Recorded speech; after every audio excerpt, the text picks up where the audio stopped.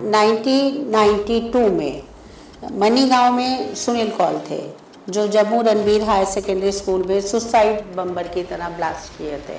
वो जो militant exam देने लाए थे उन्होंने पूरी रैकिंग की और एग्ज़ाम सेंटर तक वो पहुँचे, लेकिन थोड़ी नासमझी थी कि भाई उनके हाथ में ही वो फट गया। एक इसी खट्टी की तालाब की मस्जिद में एक बैग रखकर किसी ने, और वहाँ 2-3 मौलवी या 2-3 मुस्लिम वो मारे गए। ये एक अच्छा प्रयास था। आप मज़हब पूछकर उसको मारते हैं और महिला को नहीं मारते हैं। महिला कहती है कि मुझे भी गोली मारो, तो मोदी के पास जाओ, वो गोली मारेगा।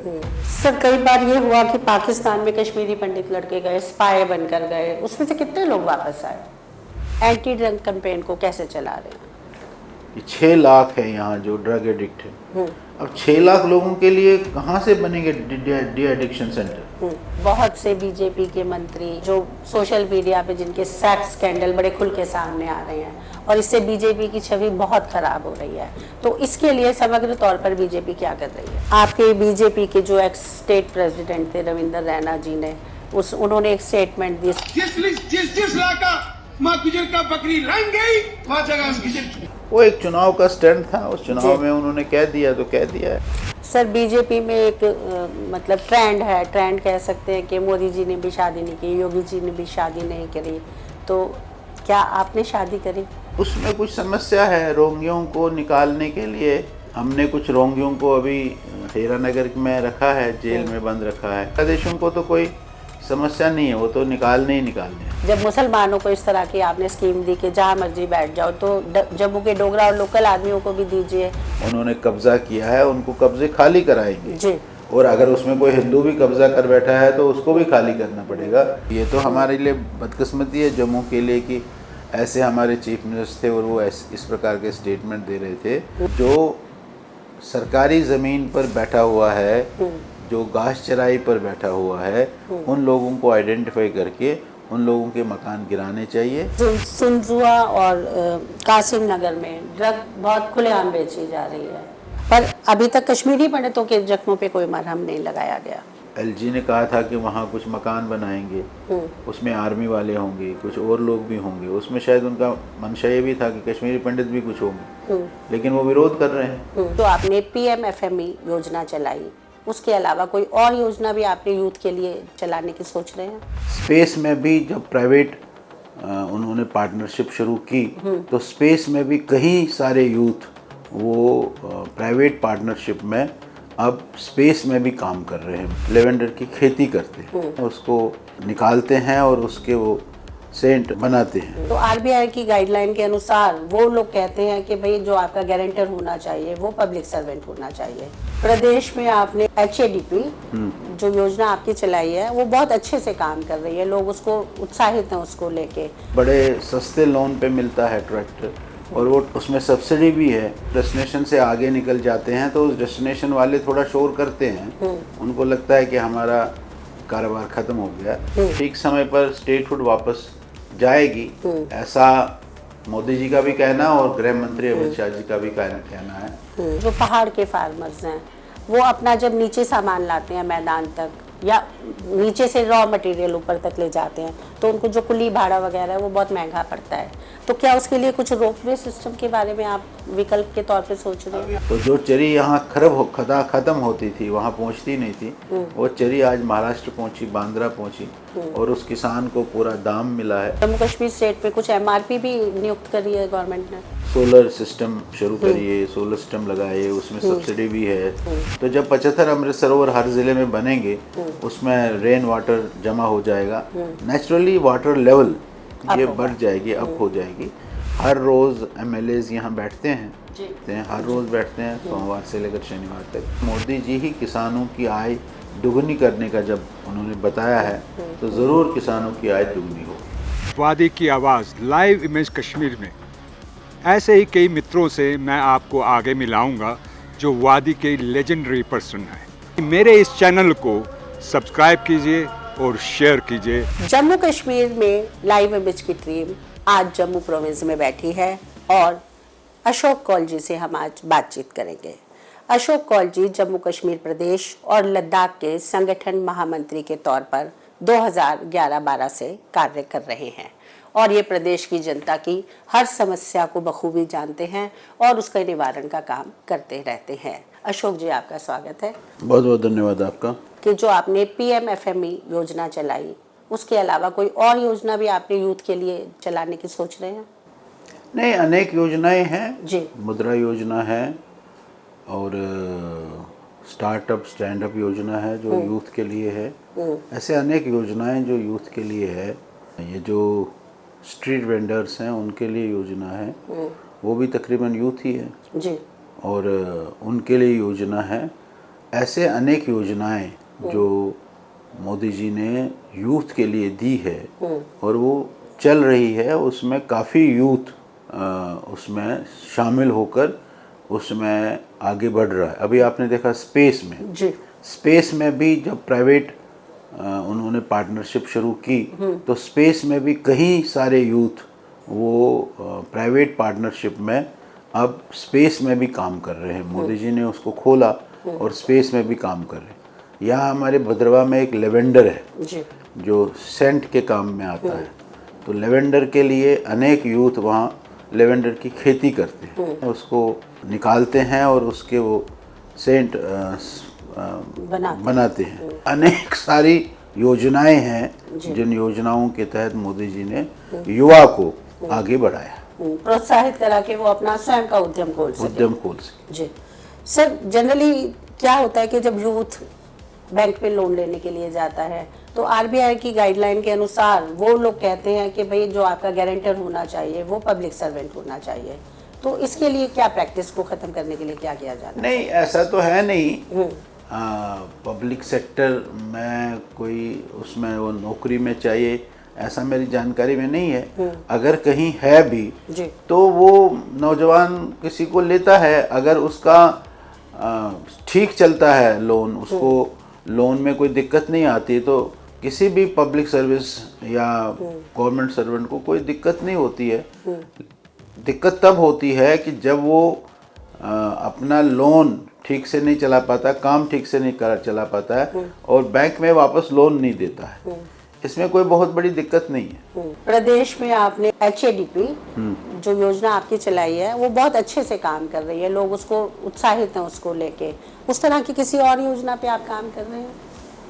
HADP योजना में हम आगे बढ़ रहे हैं। उसी प्रकार ये जो स्वयं स्वरोजगार की स्कीम्स हैं उस पर भी हम काम कर रहे हैं कि भाई लोग अपना स्वरोजगार शुरू करें, उस पर भी काम कर रहे हैं और उसमें उनको लोन की फैसिलिटी हो। आज जम्मू में बहुत सारे लोगों ने पोल्ट्री के खोले हैं, बहुत सारे लोगों ने गाय के खोले हैं, बहुत सारे लोगों ने मछली पालन का खोला है और वो उसमें अच्छा कमाई कर रहे हैं। ऐसे युवा आज अनेक प्रकार से जो स्कीम्स हैं उन स्कीम्स का फ़ायदा उठा रहे हैं। जैसे किसान के लिए इंस्ट्रूमेंट्स है, ट्रैक्टर है, बड़े सस्ते लोन पे मिलता है ट्रैक्टर और वो उसमें सब्सिडी भी है। ट्रैक्टर के कारण वो अपनी खेती बहुत आराम से कर सकता है। ऐसे अनेक चीज़ें हैं जो किसान, मजदूर, गांव वाला, शहर वाला, उसको उसमें से फ़ायदा मिलता है। आज जब वंदे भारत ट्रेन चली है तो पूरा भारत बहुत खुश है कि चलिए जम्मू से कश्मीर तक सीधा ट्रेन है, मगर जम्मू वासी कहीं ये सोच रहे हैं कि भाई इससे उनके टूरिज्म पे, ट्रांसपोर्टेशन पे और अन्य चीज़ों पे असर पड़ेगा। आप कभी भी देखेंगे जब एक डेस्टिनेशन होती है और डेस्टिनेशन से आगे निकल जाते हैं तो उस डेस्टिनेशन वाले थोड़ा शोर करते हैं, उनको लगता है कि हमारा कारोबार ख़त्म हो गया, लेकिन वो कारोबार बढ़ता है। ऐसा नहीं होता है कि वो कारोबार ख़त्म होता है। आप देखिए ना, अभी तो जुलाई तक वो वंदे भारत एक्सप्रेस बुक है, कोई सीट नहीं है उसमें। आपको भी जाना हो तो आपको भी अगस्त में प्लान करना पड़ेगा उस गाड़ी से जाने के लिए। जब हम उसको एक्सटेंड कर रहे हैं या अपने उसको एक्सटेंड करने उससे उनको नुकसान नहीं होता है। यहाँ लोगों की संख्या बढ़ेगी।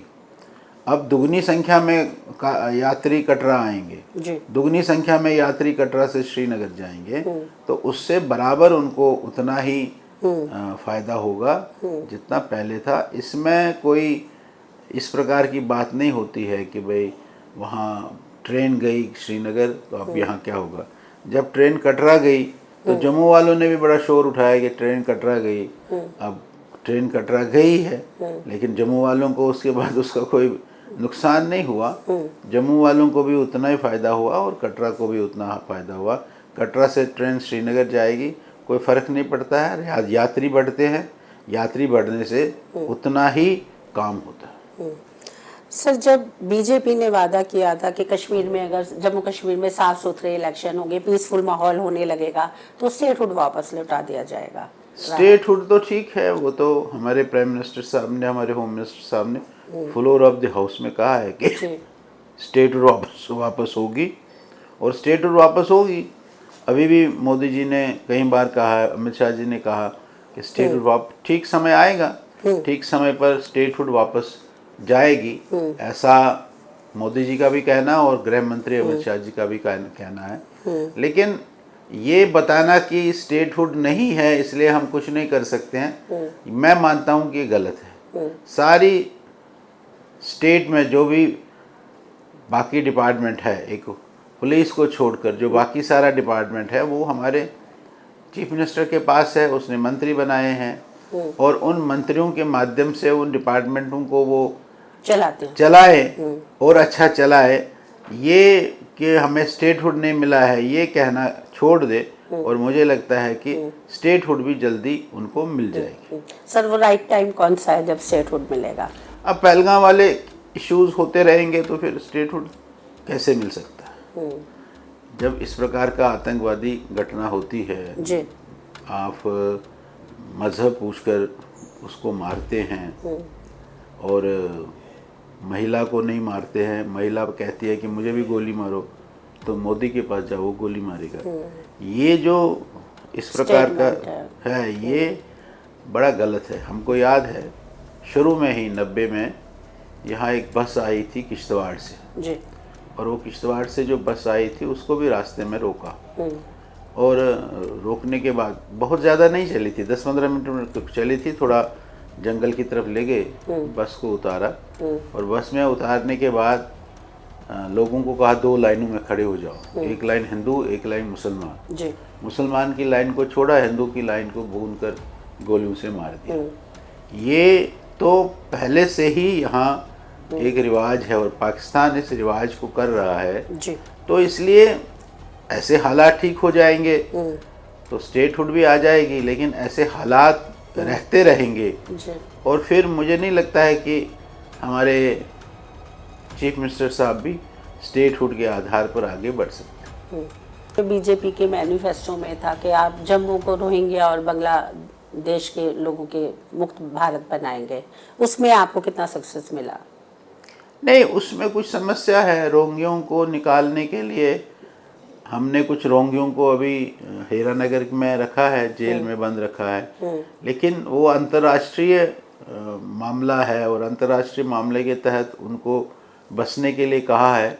वो सब देख रहे हैं और उसमें रोहिंग्यों और बांग्लादेशियों को तो कोई समस्या नहीं है, वो तो निकालने ही निकालने हैं, लेकिन रोहिंग्या अंतर्राष्ट्रीय जो सिस्टम है उस सिस्टम से रोहिंग्या यहाँ अटक गए हैं। तो हम कोशिश करेंगे कि रोहिंग्यों को भी और बांग्लादेश के लोगों को भी यहाँ से बाहर करें। ये बहुत खतरा है, ये हमारे स्टेट के लिए बहुत बड़ा खतरा है, इसको हमको बाहर करना ही चाहिए, ये बड़ा ज़रूरी है। तो सर, आपने इसके लिए कोई टाइम फ्रेम भी किया है?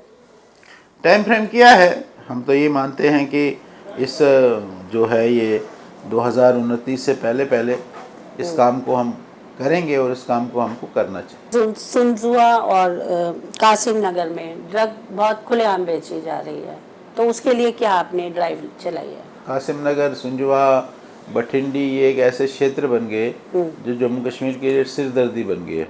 जी, पुलिस भी वहाँ जाकर कुछ नहीं कर पाती है और पुलिस को भी वहाँ मुँह की खानी पड़ती है। जी, लेकिन अभी पिछले कुछ दिनों में कुछ चीज़ें संभल गई है, उन्होंने कुछ लोगों को अरेस्ट किया है जो इस प्रकार के शरारती तत्व है उनको साफ करें। सर, उसके लिए कुछ खास आप वो देंगे पुलिस को? हमारे एमएलए उस काम को कर रहे हैं हमारे कुछ लोग हमारे एमएलएस के खिलाफ है। विक्रम रंधावा जी ने शुरू किया, हमारे युद्धवीर सेठी जी ने शुरू किया है, वो उस क्षेत्र के एमएलए हैं। हमारे डॉक्टर नरेंद्र सिंह जी शुरू कर रहे हैं। तो ये उस क्षेत्र के एमएलए हैं, उनको हमने बताया है कि जो इस प्रकार के अराष्ट्रीय तत्व वहाँ हैं और जो सरकारी ज़मीन उन्होंने मान ली है, उनको और आइडेंटिफाई करके उनको वहाँ से निकाला जाए। अभी आप सब कह रहे हैं कि सरकारी ज़मीन मल ली है, तो 1994 में जब फारूक अब्दुल्ला साहब ने मुसलमानों को कहा कि जहाँ मर्जी आप बैठ जाओ, सुंजुआ भटिंडी जैसी जगहों पर, उसके खिलाफ क्या कार्रवाई करी जाए? नहीं, अभी तो कोई कार्रवाई नहीं होगी। अब ये तो हमारे लिए बदकिस्मती है जम्मू के लिए कि ऐसे हमारे चीफ मिनिस्टर थे और वो इस प्रकार के स्टेटमेंट दे रहे थे। हमारा तो ये मानना है जो सरकारी ज़मीन पर बैठा हुआ है, जो घास चराई पर बैठा हुआ है, उन लोगों को आइडेंटिफाई करके उन लोगों के मकान गिराने चाहिए और उन लोगों को बाहर का रास्ता दिखाना चाहिए। जम्मू के लोग जो कॉमन पीपल है, वो लोग ये कह रहे हैं कि भाई जब मुसलमानों को इस तरह की आपने स्कीम दी कि जहाँ मर्जी बैठ जाओ, तो जम्मू के डोगरा और लोकल आदमियों को भी दीजिए, कोई सब्सिडी रेट पे ही ज़मीन दे दीजिए बेशक। नहीं, ये जो गलत हुआ है उस गलत को हम क्यों और गलत करेंगे? जो गलत हुआ है उनको सब्सिडी रेट पर नहीं दिया है, उन्होंने कब्जा किया है, उनको कब्जे खाली कराएंगे जी। और अगर उसमें कोई हिंदू भी कब्जा कर बैठा है तो उसको भी खाली करना पड़ेगा, दोनों को ही खाली करना पड़ेगा। मुझे लगता है कि अभी सरकार कुछ कदम उठा रही है, कुछ डिमोलिशन भी करेगी शायद। तो इस प्रकार से जो लोग बड़े बड़े कोठियाँ जिन्होंने बनाई है उनके खिलाफ कार्रवाई होगी। आपके बीजेपी के जो एक्स स्टेट प्रेसिडेंट थे रविंदर रैना जी ने उन्होंने एक स्टेटमेंट दी, सोशल मीडिया पे बड़ा वायरल हुआ वो, कि जहाँ जहाँ भाई गुज्जर बकरवाल की बकरी लंघ जाएगी वो जगह उसकी हो जाएगी।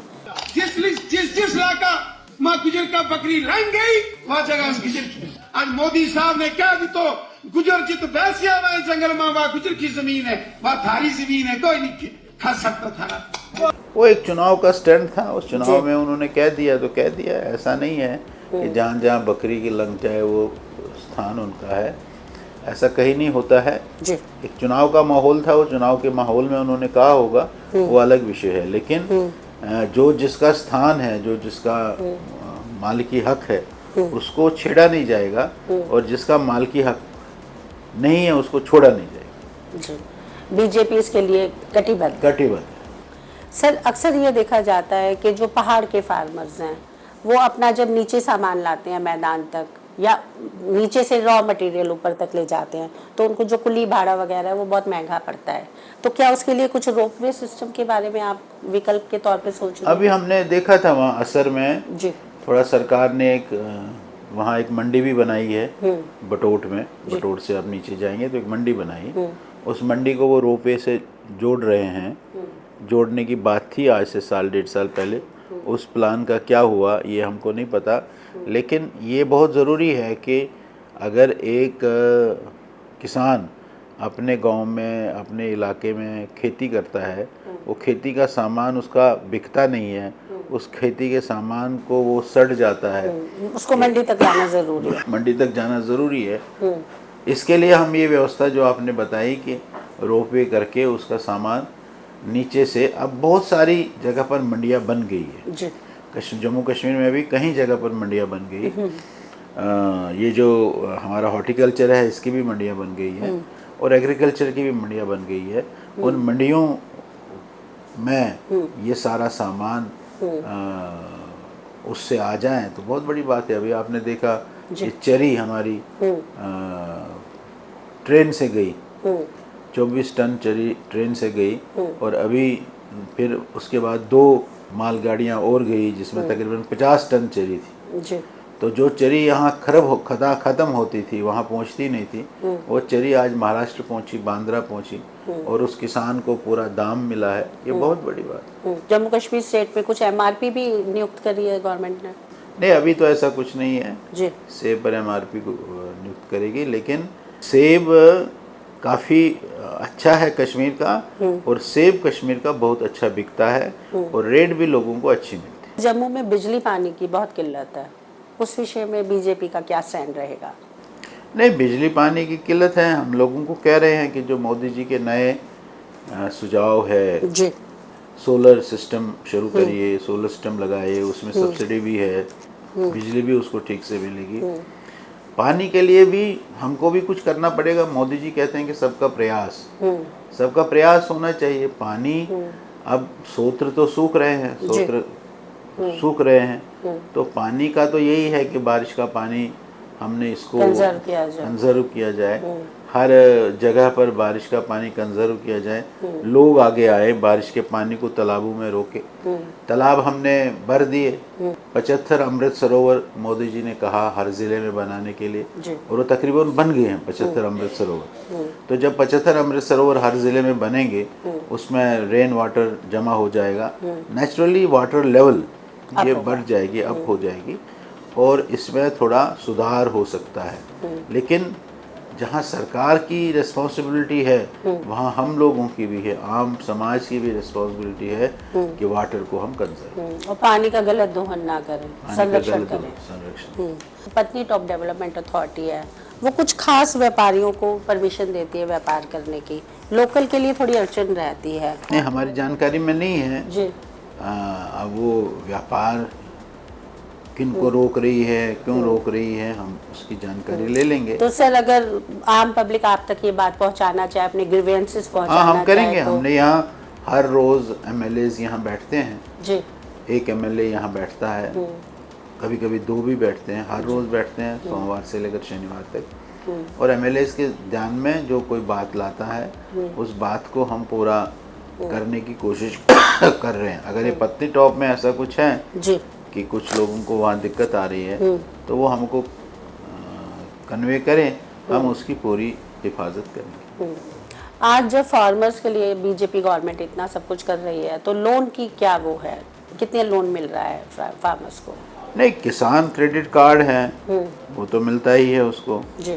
फिर जब उसका सामान के लिए वो जब वो फसल उगाता है, तो उस उगाने के बाद वो उसका इंश्योरेंस करता है। इंश्योरेंस करने के बाद अगर फसल उसका ख़राब होता है, उसको भी उसको पैसे मिलते हैं। और जो 2000 रुपया हर क्वार्टरली किसान को मिलता है किसान सम्मान निधि के लिए, उसमें वो कीटनाशक, खाद ये सब ला सकता है। औजारों के लिए उसको अलग से एग्रीकल्चर डिपार्टमेंट ने व्यवस्था की है, अगर वो चाहे तो वो औजार भी खरीद सकता है, औजार भी उसको दिए जाएंगे। तो ऐसा सारा कुछ हो रहा है। मुझे लगता है कि ये मोदी जी के माध्यम से ही हो रहा है, और मोदी जी ही किसानों की आय दुगनी करने का जब उन्होंने बताया है, तो ज़रूर किसानों की आय दुगनी होगी। सर, सेवा भारती के साथ आप बहुत लंबे समय तक जुड़े रहे, तो उसमें आपका क्या एक्सपीरियंस रहा? नहीं, सेवा भारती के साथ मैं जुड़ा नहीं रहा, लेकिन सेवा भारती एक हमारी सिस्टर ऑर्गेनाइजेशन है। सेवा भारती काम करती हैं, जैसे अभी आपने देखा रिसेंटली जो अहमदाबाद में ट्रेन हादसा हुआ है, उसमें राष्ट्रीय स्वयंसेवक संघ के स्वयंसेवक और सेवा भारती के लोग निकले थे। उन्होंने हॉस्पिटलों में उन्होंने उन सब लोगों को वहाँ जो फर्स्ट एड मदद चाहिए वो करते हैं। आज दुनिया ये मानती है कि राष्ट्रीय स्वयंसेवक संघ ये बहुत बड़ा सेवाभावी संगठन है, और जब कभी देश पर आपदा आती है तो सेवा भारती के नाते वो सक्रिय रहता है। सेवा भारती सेवा के काम करती है, लेकिन केवल सेवा के काम नहीं करती हैं। आज बहुत आवश्यकता है कि भाई हमको पर्यावरण की रक्षा करनी है, हमको जिसको हम कह सकते हैं कि समरसता के लिए काम करना है। एक शमशान, एक मंदिर, इसके लिए हमको काम करना है। तो ये काम सेवा भारती करता है और लोगों में इस काम को आगे बढ़ाता है, और इसके कारण आप देखेंगे बहुत बड़ा बदलाव भी हुआ है। आज अनेक मंदिरों में आप देखेंगे कि भाई सेवाव्रती जो वहाँ है वो अब हर समाज से, केवल एक ही समाज से नहीं, ब्राह्मण ही नहीं होगा, वहाँ आपको हर समाज के लोग सेवा भाव से काम करते हुए दिखते हैं। आज वो समता का जो दृश्य है वो दिखता है। सर, बीजेपी के 2014 के मैनिफेस्टो में एक बहुत ज़बरदस्त वादा था कि कश्मीरी पंडितों की पुनः स्थापना की जाएगी, रिहैबिलिटेशन की जाएगी, पर अभी तक कश्मीरी पंडितों के जख्मों पे कोई मरहम नहीं लगाया गया। तो बात ठीक है कि कश्मीरी पंडित जिस हिसाब से वहाँ से विस्थापित हुए, जी। ये विस्थापन केवल 90 में हुआ ऐसा नहीं है। 1931 में जब वहाँ, उसको कश्मीरी में बोलते हैं बटलूट, जिसको आज ये मार्टियर्स डे मानते हैं और उमर अब्दुल्ला चिल्लाता है कि हमको वहाँ जाने दीजिए। 31 में से हुआ है, फिर 47 में हुआ, फिर 67 में हुआ, फिर 75 में जो इमरजेंसी में कश्मीरी पंडितों पर बड़ा अत्याचार हुआ, और फिर 86 में जो वहाँ हुआ है, जी। जब अनंतनाग में मंदिरों को लूटा गया, मंदिरों को जलाया गया।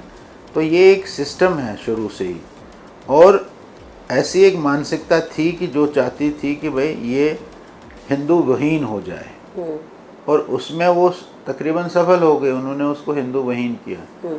अब उसको फिर से बसाना है, तो हमने कहा है कि भाई कश्मीरी पंडितों की शर्तों पर कश्मीरी पंडित वापस जाएं, और शर्तें उनकी हो, फैसला उनका हो, जी। और वो वापस जाएं। अभी ये जो एम्प्लॉयज़ पैकेज हैं, इसमें तकरीबन 6000 एम्प्लॉयज़ वहाँ गए हैं।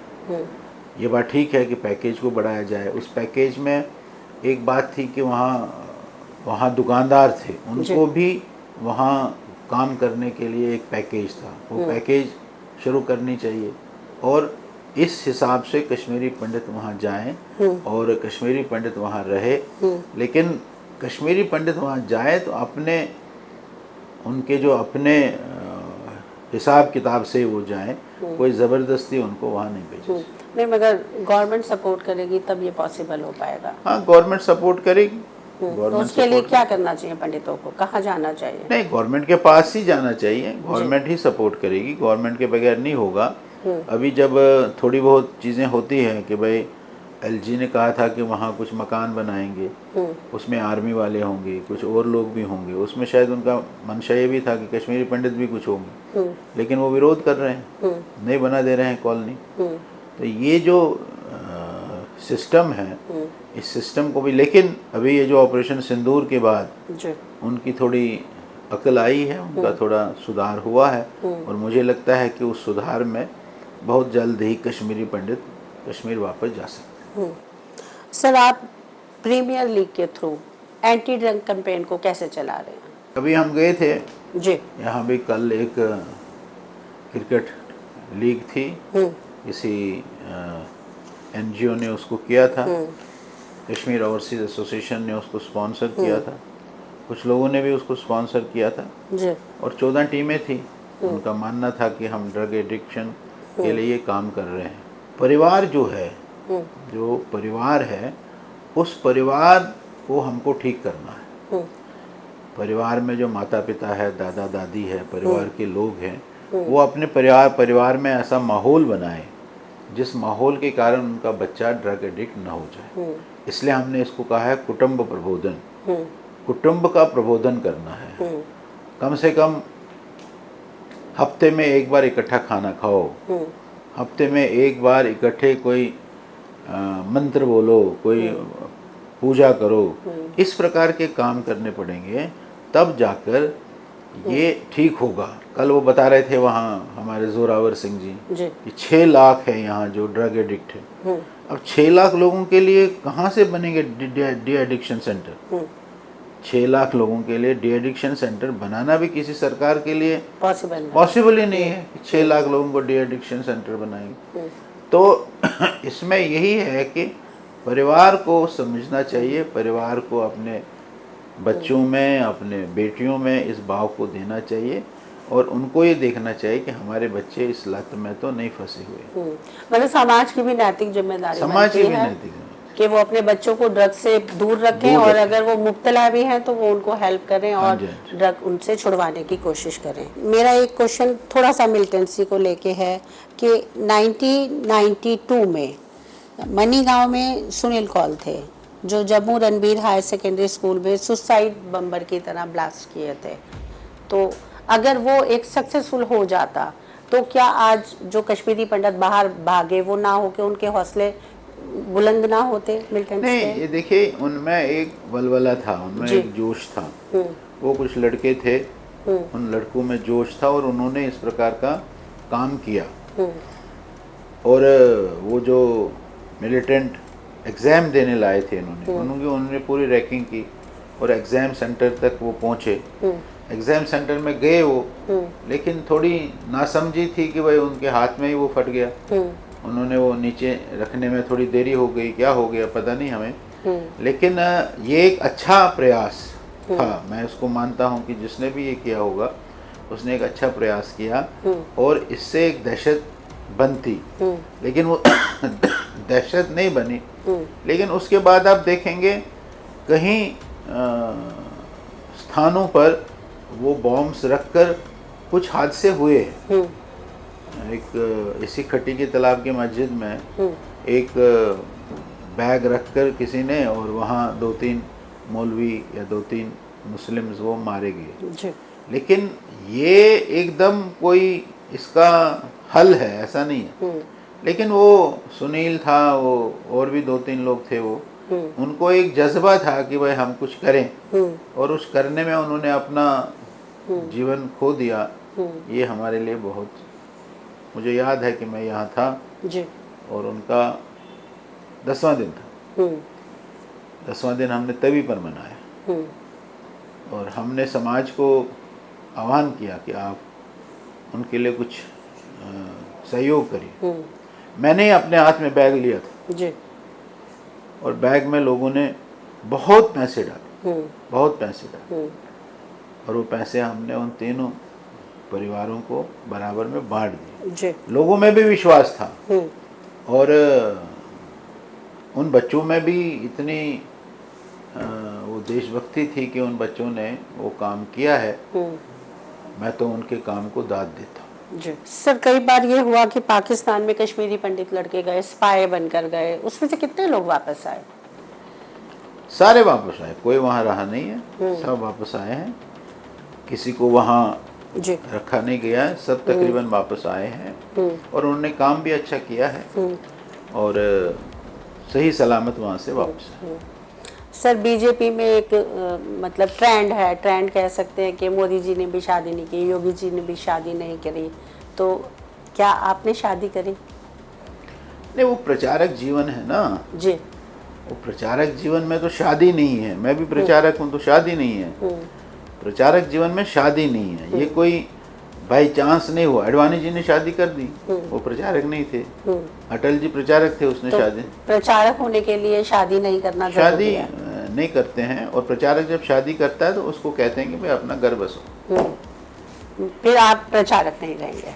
फिर आप प्रचारक नहीं। जी सर, ये एक लास्ट क्वेश्चन है कि आज बहुत से बीजेपी के मंत्री, छोटे मंत्री, बहुत सारे लोग हैं जो सोशल मीडिया पे जिनके सेक्स स्कैंडल बड़े खुल के सामने आ रहे हैं और इससे बीजेपी की छवि बहुत खराब हो रही है, तो इसके लिए समग्र तौर पर बीजेपी क्या कर रही है? बीजेपी इसके बारे में विचार करेगी। ये बीजेपी जिस मूल संगठन से निकली है, राष्ट्रीय स्वयंसेवक संघ से, उस राष्ट्रीय स्वयंसेवक संघ में इस पर काफ़ी बड़ा काम होता है जी।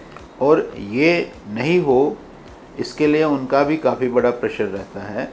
अगर कहीं ये हुआ है तो इसको बीजेपी ठीक करेगी और बीजेपी इस चीज़ को बढ़ावा नहीं देगी कि इस प्रकार का सेक्स स्कैंडल या इस प्रकार का किसी बहन के साथ, किसी लड़की के साथ कोई हमारा वर्कर या कोई हमारा कार्यकर्ता गलत करे। ये बिल्कुल गलत है। इसको हम बिल्कुल खरे से इसको हम बैकफुट पर हैं। हम इस बारे में हमारा सोच बिल्कुल साफ है। तो उम्मीद है कि बीजेपी इस मामले में बहुत ज़्यादा मतलब कटिबद्ध रहेगी और सख्त सजा देगी ऐसे लोगों को, जिससे बीजेपी की जो एक बहुत अच्छी छवि है वो खराब ना हो। हाँ, ये बात ज़रूरी है। तो ये हमारे साथ थे अशोक कौल जी, जिनके साथ हमने बहुत खुल के बातचीत की। अशोक जी ने बहुत अच्छे से अपनी बातों को हमारे सामने रखा।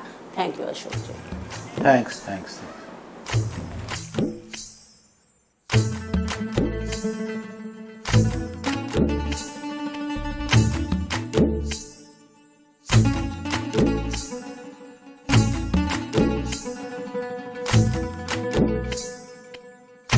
है।